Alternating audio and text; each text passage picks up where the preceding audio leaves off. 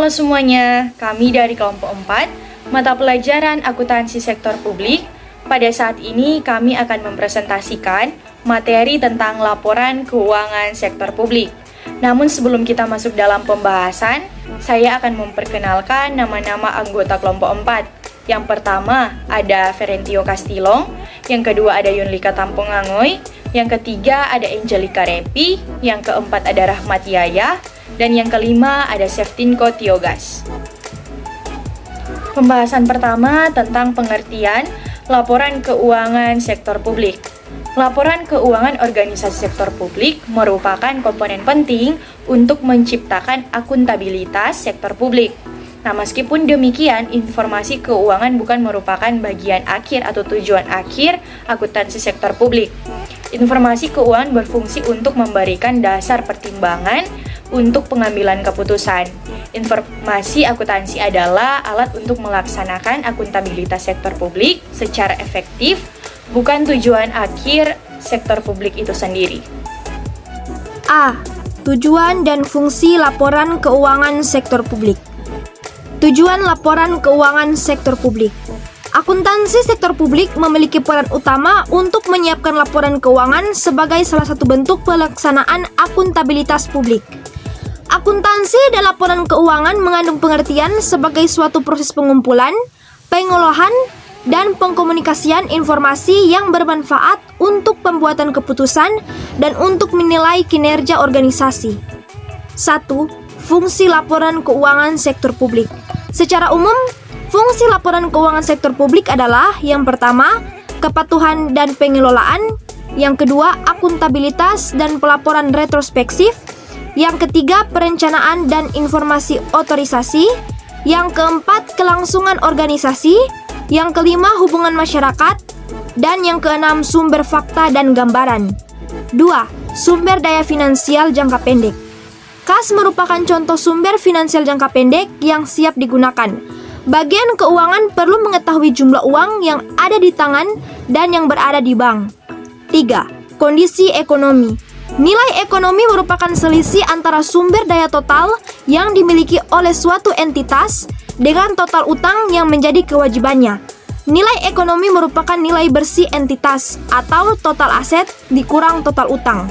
Nilai bersih di pemerintahan dapat mengetahui kondisi perekonomian, maka pemerintah dapat mengambil keputusan dengan tepat. Yang keempat, ketentuan hukum, kontraktual, dan ketentuan lainnya. Kegiatan maupun aktivitas pemerintah dibatasi oleh perundang-undangan dalam mengelola sumber daya yang dimiliki oleh negara agar digunakan sesuai dengan kebutuhan. 5. Perencanaan dan penganggaran. Anggaran merupakan alat perencanaan sekaligus alat pengendalian pemerintah. Membuat anggaran dibutuhkan beberapa pertimbangan teknis akuntansi yang matang. 6. Kinerja manajerial dan organisasional. Laba bukan merupakan ukuran kinerja yang relevan bagi unit pemerintah. Sampai saat ini belum terdapat ukuran standar dalam mengukur kinerja sektor publik. Ukuran tersebut biasanya diukur berdasarkan ekonomis, efektif, dan efisien. Kita masuk pada bagian B, memakai laporan keuangan sektor publik dan kepentingannya. Menurut Drebit et al. 1981, ada 10 kelompok memakai laporan keuangan, yaitu 1. Pembayar pajak, 2. Pemberi dana bantuan, 3. Investor, 4. Pengguna jasa, 5. Karyawan atau pegawai, 6. Pemasok, 7. Pemilih, 8. Dewan Legislatif, 9. Manajemen, dan 10. Badan Pengawas.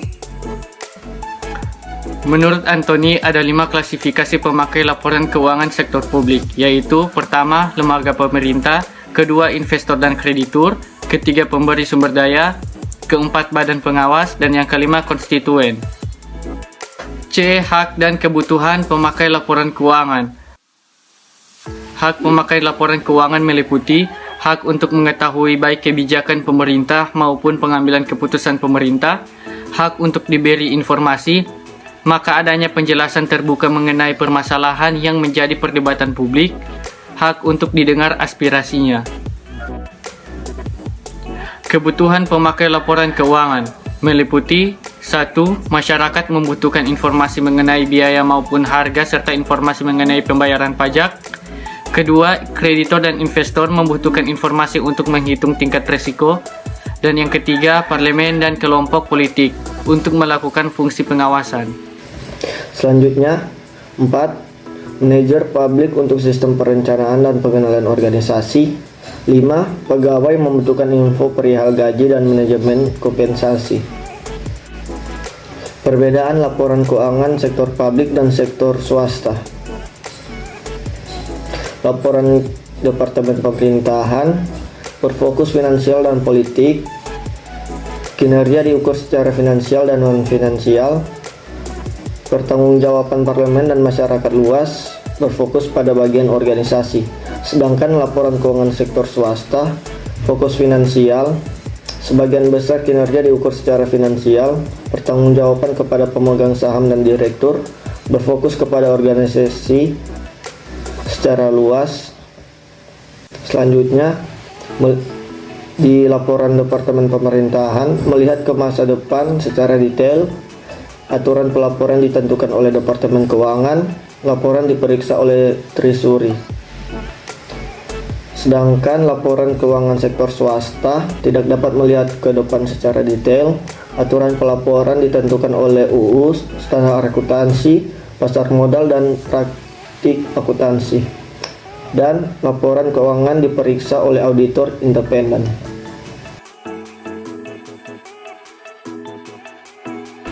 Demikianlah presentasi kami mengenai materi laporan keuangan sektor publik.